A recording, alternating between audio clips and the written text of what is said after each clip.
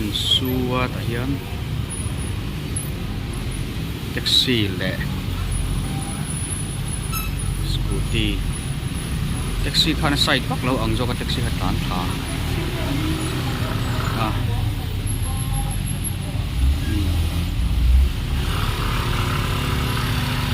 kimi te ne ke suwa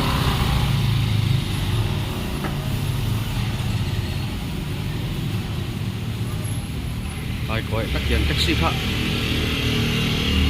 kiếm lâu cho cái lần đó là cho xe two wheeler cho có khác side chú side thế đấy mà xe lần đó cho nên